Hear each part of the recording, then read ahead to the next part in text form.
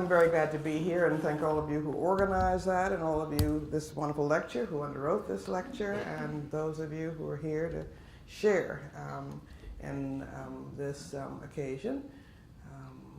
I believe very deeply in education, but I also think that education has to change in some very basic ways.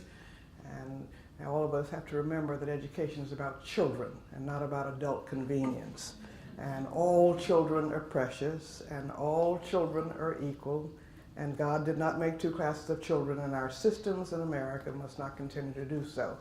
And we're still resegregating in America, and we're still separate but unequally funded. That's wrong. And so we've got to begin to go to that next phase of making sure that every child has a fair way to reach successful and contributing adulthood. So I thank you for what you're doing. It's the most important work in America after parenting. It's not a job, being an educator or a teacher or an administrator. It is a calling to serve. I love and share the Chilean Nobel laureate, literature laureate, and great teacher Gabriela Mistral's belief that a love for children opens up more paths for teachers than pedagogic theory does. She believes teaching children may be the highest way to seek God. It is, however, also the most daunting way, in the sense of the greatest responsibility. After parents, teachers, and educators are probably or can be the greatest influences and molders of children and their lives and futures.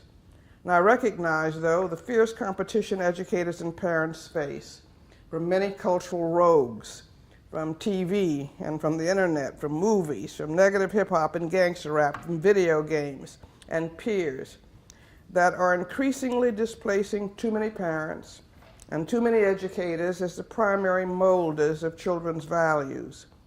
But I believe it is also time for all public schools and public school systems to become excellent, equitable, child-focused institutions that serve all children with love, respect, competence, high expectations, and committed leadership. If you don't love children, get out of the classroom. And that should be nothing to bargain about. You cannot fool a child. You can be the smartest and most skillful teacher, but if they don't feel respected and loved and valued, you're going to do harm. Schools must partner with parents and community networks in building the seamless web of support that children need. And I hope you will also join with us more effectively as child advocates, and not just proposing more things for teachers, but for children as well, because it is about all of our being able to come together and redefine the priorities of this nation that is focused on making sure that the next generations have a fair chance and a way to compete in this globalizing world. I think that we've also all got to look at the continuum of care from children, that you can't just say I'm an educator and not worry about child health and child nutrition. We are meeting with 32 superintendents. I think that's how many is coming, Janet, and I want to just was amiss in not introducing my colleagues here, but Janet Wolf, who is the head of Paley Farm and a very gifted minister organizer. And I've got the head of our Langston Hughes Library here and other sort of volunteers. I don't know who else is here, but what we're trying to do at Haley Farm is to create a new community security blanket and pedagogy for all of our children, trying to address the needs of the whole child, which is why the Children's Defense Fund mission is to ensure that we leave no child behind, but that means a healthy start, a head start, a fair start, a safe start, and a moral start in life, and a continuing caring continuum until a child reaches successful adulthood. Children don't come in pieces. And we've got to address the needs of the whole child. And everybody keeps trying to pull them apart and say we're going to invest in this but not that. But I think that good teaching and good education should reflect what all of us would want for our own children as parents. And so all of us have to become child advocates and preserve the precious talent and build that precious talent for the future. We must start with quality early childhood programs. Who would build a house without a foundation that's strong? And that is the foundations that every child would have, and we should want for everybody else's child what we want for our own child. And who would try to keep dividing kids in pieces? You want either child health or child nutrition? It runs me crazy in Washington. We just gave you that piece. But children don't come in pieces. And again, I think that policy in this nation that is very wealthy has to begin to reflect good parenting and what every parent would want for their child. And each of us who are more privileged and lucky must want for other people's children what we want for our own. And that should be the standard as we all try to work together across our silos of discipline and across our community networks to build the seamless web of support that every child needs. That includes the quality early childhood programs, home visiting, Head Start, child care, preschool, universal kindergarten, and always of high quality. And they should be provided in every community for every child to get ready for school. And the constituencies in all of these areas, in each of these areas, ought to stop fighting, because we're always trying to get limited amounts of money, with one another and work together for a seamless system and continual care that meets the needs of all children and of all parents. Quality after-school and summer enrichment programs must be available to retain and bolster academic gains during out-of-school time. And obviously, I would like to see a freedom school, a CDF freedom school everywhere. And we've all got to build an energetic, non-white teacher pipeline to complement the teacher pipeline that we have. Children need to see something besides the janitors and the bus drivers and the cooks. It's hard to be what you can't see. And our textbooks that are not yet diverse enough, and we're trying very hard, thanks to Teresa Edelman and our wonderfully distinguished book selection committee, to really begin to push publishers to make the textbooks more user-friendly for the variety of children that we have now, who will soon be majority non-white in a few years. But they need to see themselves, and we need to also make sure that the history books teach the right history, so that we don't continue the oldness that we tend to continue to perpetuate. But making learning fun is also important, and I think that the joy that comes from being able to see yourself and hear yourself and to sing and feel yourself affirmed are all the things that we're struggling for in the Freedom School pedagogy, and I would love it if more of that can filtrate our public schools, the energy, the singing, the empowerment. I was sitting in a jamboree that we had in Charlotte, North Carolina, which they do annually for South and North Carolina children. There are over 800 or 900 children there. And I was sitting next to a juvenile court judge who gasped, and I said, "What's the matter?" And she pointed out a child out in the audience, and about 11 years old. She said, "I had that child in my court 2 years ago, and I never thought I'd see her smile again." And she was out there singing something inside so strong. I don't care how high you're going to lift your barriers, I'm going to overcome them. We need to build strong children inside and affirm those children and to let themselves see themselves in books and in a fair treatment of history. So this is a very exciting time to talk about reforming education. Even as the country is trying to move backwards, we have got to jump over that and keep moving forward and create a new pedagogy. And I'll bet you, and I've been telling, I come out of a church. My grandparents and daddy were all preachers. And Sunday school used to be fun because we had great teachers that we related to. But you know, Sunday school materials are really dull, and Sunday school, many Sunday school materials are really dull, and many Sunday schools are dying. And I tell you, I saw a few people in one city, I will not name, ex-cons, began to bring freedom school books into Sunday schools for adolescents. The kids started coming back because they saw themselves. They could relate to it. Their problems were being seen and dealt with in a faith-based context. And so I really want to see how we can turn Sunday school into a new freedom school type pedagogy to make faith something that's useful in a very sort of ecumenical way. But I think it's fun. Learning should be fun. And learning should be respectful of each child. and not try to fit kids into a cookie cutter thing, and I'm sure none of us here try to do that. The constituents in each of these areas do have to stop fighting with each other and work together for a seamless, high-quality early childhood system and education system, and that is a continuum of care that gets children to the next notch and gets them into college and gets them into work if that's where it's going to go.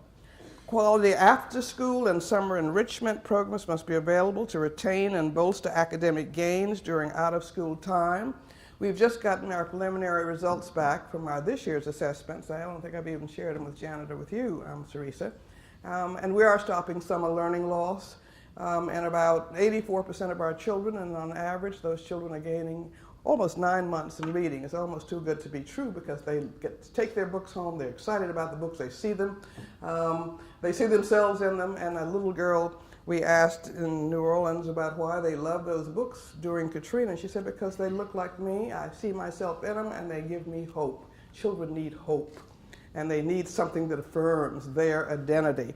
But I'm just very pleased about the impact of what we're doing, because the majority of our children in public schools, non-white children, Black and Latino children, who are going to be the majority of our child population, are not reading at grade level in 4th and 8th grade. And what is a child going to do if you can't read in this globalizing world? You're sentencing those children to social and economic death. And so making reading fun is very important, and making reading something that they can identify with.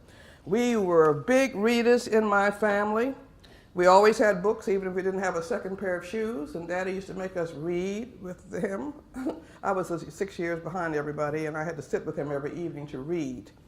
And I cheated one time, and I put a True Confessions inside a Life magazine. And he sat with me in our usual hour, and then he said, "What you reading?" And I said, "My Life magazine," which was not true.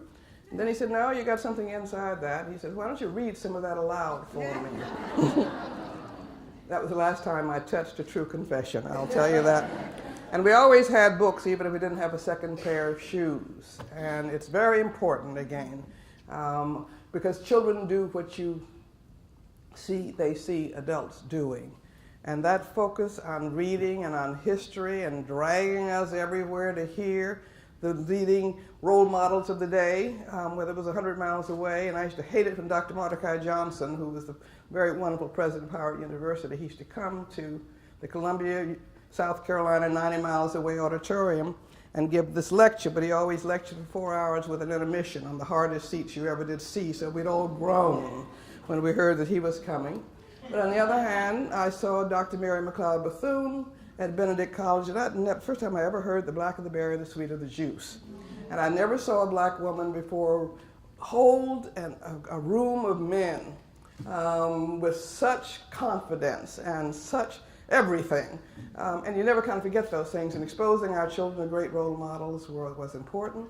And we had compulsory chapel at Spelman, 5 days a week, Wednesday night and Sunday afternoon. And they would take away from your quality points if you were absent for your grade average. And I used to resent that deeply.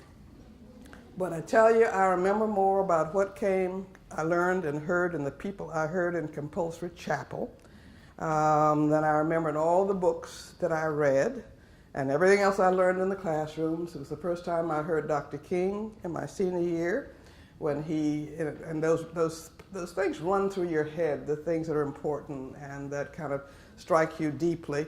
And he sort of said to us in 1960 that if you can't fly, you drive. If you can't drive, you run. If you can't run, you walk. If you can't walk, you crawl, but you keep moving forward.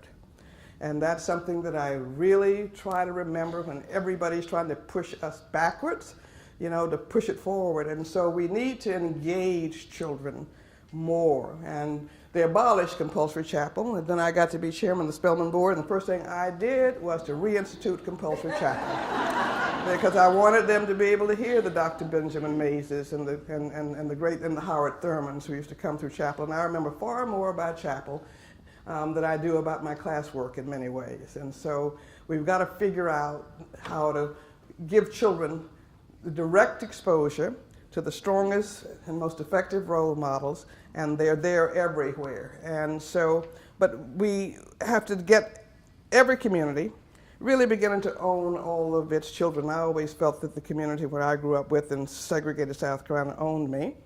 They all knew us. Our teachers were our Girl Scout leaders and our Boy Scout leaders. And it was a seamless thing, but a message was sent that even though we were growing up in a segregated outside world that told us we weren't equal and weren't worth much, our parents said it wasn't so, our teachers said it wasn't so. And every morning we sang that Negro National Anthem.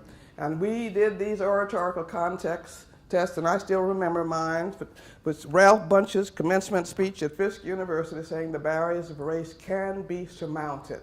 And we need to find ways of affirming the multicultural tenets of all of our children so that they can begin to affirm themselves and affirm each other. And so I just hope that going forward in this new opportunist world, where we're going to have a majority non-white children soon, that we will take that as a sacred trust and as also a huge growth spurt and an opportunity to begin to reweave the fabric of commonality among all of us and reminding each of our children that they are sacred and each child is equal. And after parents, children are the school system, I think, is the most important. Churches have something to say, but they can be narrow, but every child is entitled to an empowering public education that prepares them for the future, but they're also entitled to respect and to affirmations in many ways. And so I thank you for all of you who are engaging this sacred mission, but it is a sacred mission. And I will simply repeat, anybody in a classroom that does not love children should be leaving.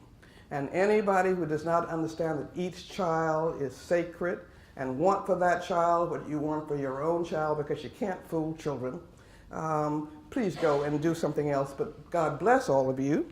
We're trying to begin to reweave a seamless measure of preparation for every child so that they can succeed and love themselves and be qualified to navigate the barriers that they will face as they try to reach successful adulthood. All parents must try to do their part to support children's school achievement, and private sector leadership for public schools is vital, but the most important task, I think, is assuring a moral framework, not just skills. In every child, we should have high expectations. A child who can't read is being sentenced to social and economic death. And they must have strong skills building, but they must have a larger sense of purpose, which bubbles up from the vibrancy and quality and example, not only of parents and of faith leaders, but of teachers and educational leaders. And you have a sacred trust.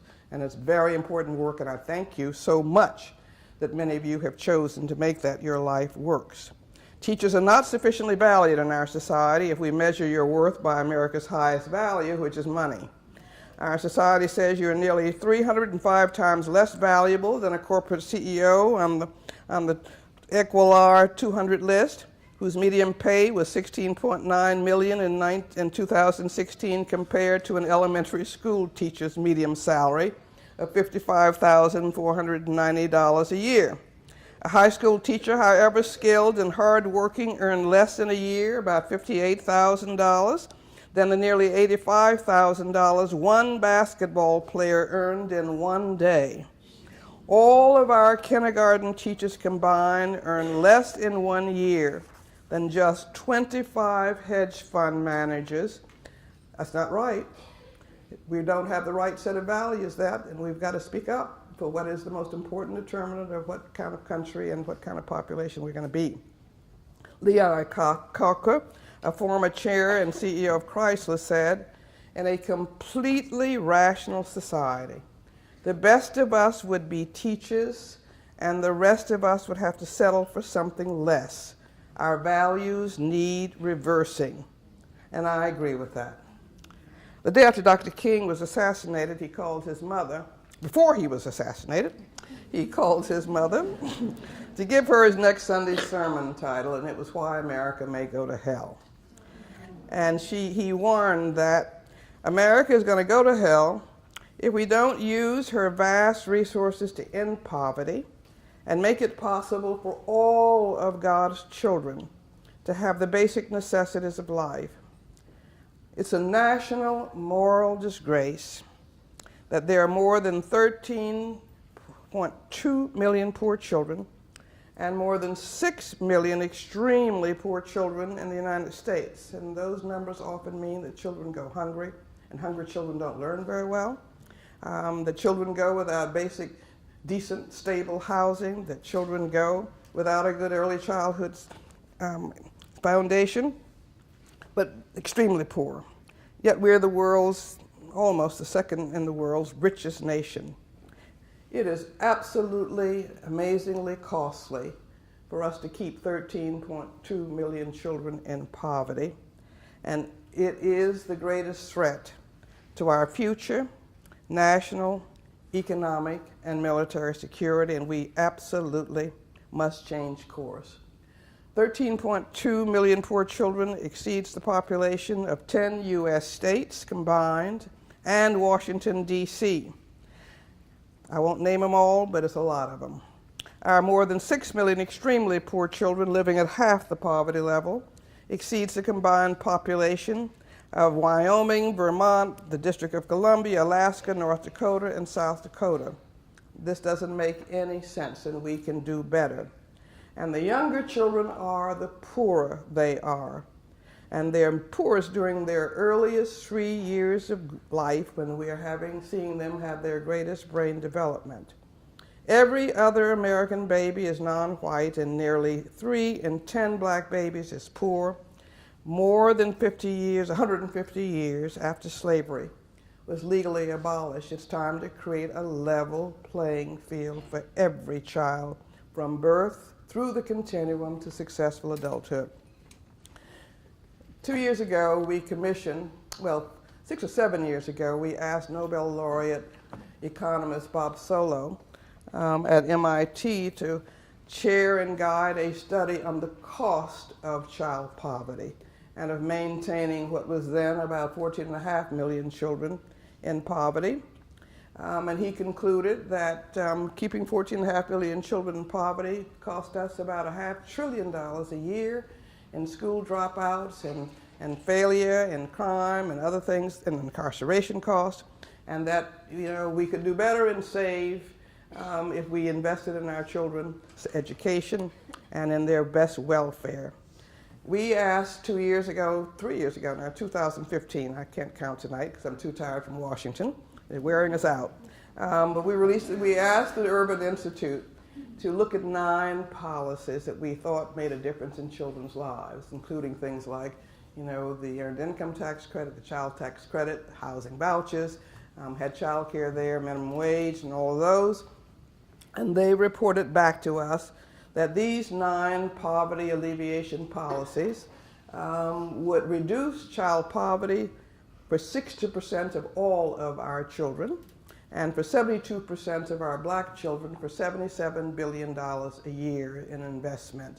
Now compare that to the $500 billion that we invest in incarceration costs. States are spending on average 2.5 to 3 times more money to imprison a child than to educate a child. That's about the dumbest investment policy we could have. And we've got to break up that cradle to prison pipeline, and we've got to stop the feeder systems like zero tolerance discipline. I don't know that there's any excuse for suspending or expelling a 4-year-old or a preschool 5-year-old or a 6-year-old, or I never understood why we suspend and expel a child for truancy. How are you going to expel a child, put him out of school for not coming to school? You find out why he doesn't come to school. And so we're meeting tomorrow. We have about 32 or 3 school superintendents around the country who are now beginning to address the whole issue of zero tolerance school discipline.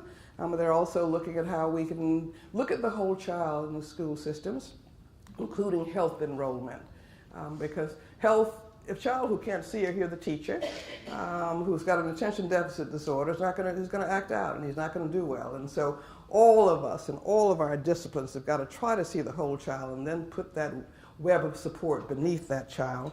But we know what to do. And again, I say good policy should be like good parenting, and we're making progress, but it's too slow. And we don't have more children to lose as they struggle to maintain a foothold in the future and to realize their potential. We have just now asked the Urban Institute to redo this report, which, and I hope we'll get the results back. One of the things, and we've changed some things, but one of the things that was very striking to me was that housing turned out to have the largest poverty alleviation effect of all 9 policies.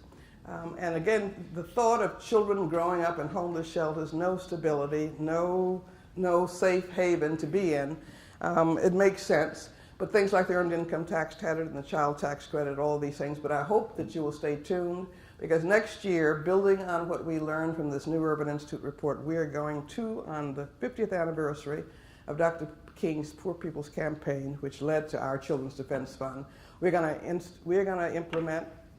make a big call to end child poverty in the richest nation on earth. It's time to do that, and I want you to really, and I hope that all of your organizations will do it, because we cannot afford not to do it. And I think that we've got the strongest case that is so much cheaper to invest in a child early, to educate that child, than to continue to incarcerate them when they fail. And so I hope you will stand by. We've already been talking to the Jack and Jills, and are going to be working out about how we build a strong coalition. How do we save money, save children, and build positive bridges to the future? And I hope you will be a part of it. We also showed how we would pay for it, and we'll do that again. With all those military planes, all these military planes, I won't name them all, who don't work. And just for a few of those, we could do what we need to do for our children. We don't need more billionaire and millionaire tax cuts. We need to invest in our children, and I hope you will speak up. We are struggling. This is the most dangerous time we've ever faced, and they're really trying to tear down the last 50 years of progress. We now, after year, thanks to Stand for Children and many other things that have, age by age and income increment, we have 95% of all children with health insurance.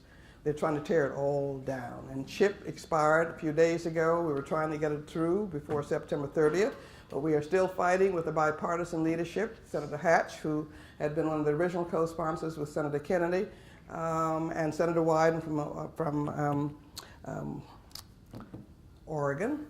And we've got very strong support, except that we've got these shenanigans that keep going on. And the houses are not sort of in the same time.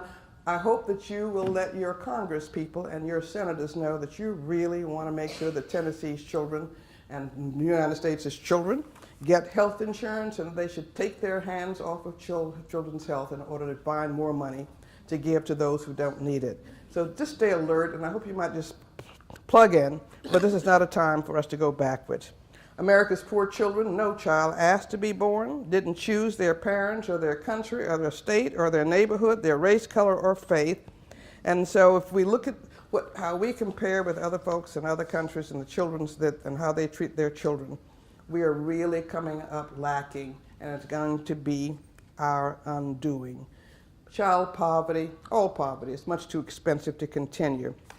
And it's now time for us to do something about it, and to do it as we do celebrate the sacrifice of Dr. King and so many others who called for an elimination of poverty, and we have made huge progress. There are now 50 laws on the books that weren't on the books 50 years ago, or 40 years ago, or 30 years ago. So we're making progress. It's all on the chopping block, but we just have to keep it and then keep moving forward. So please do answer the call when we come to you in a very few months to say, let's finish the job that the civil rights movement started, and make children who are coming into your classrooms be able to concentrate because they've got food and nobody cut their school lunches and their school breakfasts. And let's also stand up to keep children safe. Gun violence is the largest cause of death among black children. We've lost more children to gun violence over the last years than we lost in all what is the figure in my mind? I got so many figures in my head. But we've lost more black children to gun violence than in all the lynchings over a 100-year period. Children are terrified of walking down their neighborhood streets. They're terrified because guns are everywhere. And we should by now get the point is that nobody can segregate gun violence. None of us are safe. And it's time for us somehow to find a way to break through and to figure out a way to have a sensible gun control policy that will make sure that all of us and our children can walk the streets. Let me just end with a few lessons from an anonymous clipping that showed up in my house, in my mail, 10 years ago. It's called Everything You Need to Know in Life You Can Learn from Noah's Ark. And the first lesson from Noah's Ark was don't miss the boat. And I'm sure that the United States is going to miss the boat to lead and compete in the future in our globalizing world because we are not preparing all of our children for the future. Indeed, as we become browner and children of color are becoming the majority, have become the majority, we're not preparing them. We're locking them up. We're not educating them. We're not giving them the health care they need. Majorities, I've indicated already, of all the children who are black and Latino. In fact, 80% of black children can't read or compute at grade level in 4th and 8th grades, and it's close to that for Latino children. And 71% of 17 to 24-year-olds are ineligible to join the military because of literacy, health, and prior incarceration problems. This is a basic national security problem. It's a basic economic security problem. It is dumb to keep your children uneducated. And I hope that we can wake up in the context of the End Child Poverty campaign and make the country come to its senses about that. The second lesson from this anonymous sage is we're all in the same boat. And many Americans may not like it or think they have any self-interest in investing in children of color, other people's children. But we've got to understand that these are going to be a majority of our workers by 2020. And isn't it better to prepare them to be productive workers than to support them in costly prisons where they increase neither our safety nor our productivity? Many states now, as I've indicated, are spending 3 times more on the whole per prisoner than for public school pupil. That's really dumb investment policy. And Massachusetts, which is usually more enlightened than many states, is spending 5 times more per prisoner than per public school pupil. This is a really dumb investment policy, to say nothing about it just being wrong-headed. The third lesson from this anonymous critic was we should all plan ahead and remember that it wasn't raining when Noah built the ark. I'm sure people thought he was crazy, but we've got to recognize that tomorrow is today. And children have only one childhood, and providing all of them a healthy start, quality early childhood education and experiences, first-rate equal schools that are not segregated by race or income, with first-rate caring teachers and administrators who have high expectations for every child, and stimulating high-quality out-of-school time programs. This must become the first order of business of our national, state, and community and business communities in our quick-fix, quarterly-driven profit culture. The fourth lesson is don't listen to critics and naysayers. If you don't want to be criticized, don't say anything, don't do anything, or be anything. It's time for us to get out of our comfort zones and to speak up for children who cannot speak for themselves. The fifth lesson, don't try to be lone rangers. It's not about you. For safety's sake, they said, like Noah's Ark, travel in pairs. But better still, I think, travel in community groups and coalitions. Let's stop all the competition. Let's really keep our eyes on the child and get ourselves out of the way. Together, we must work to reweave the fabric of family and community and utilize the power of our individual and collective voices and votes with urgency and persistence for children and the poor. We don't need a lot of sprinters. We don't need a lot of dabblers or press hogs. We just need marathon servant leaders who will just stick with children, stick with the need, keep going through thick and thin. And we know a lot of you in this room are doing exactly that, and there are those folk all over the country who are doing exactly that. And I just want to say, we're going to win, because what we're doing is just, and it's right, and it's in the best interest of our children, but it's also in the best interest of our nation. So don't get discouraged. The sixth lesson is my favorite. It says, remember that the ark was built by amateurs and the Titanic by experts. Too many of us are waiting for Dr. King to come back, or for somebody at the top corporations to come and solve these problems. Dr. King's gone. He's not coming back, but he can live on in us and in what we do. And Dr. King actually never started a single movement. He responded to and could encapsulate and express what the demands and longings were from the community. I mean, it's Joanne Robinson, people you never heard of, who had been planning and looking for the right plaintiff. Miss Parks didn't come out of the dark. She had gone to Highland, and they were waiting for the right opportunity.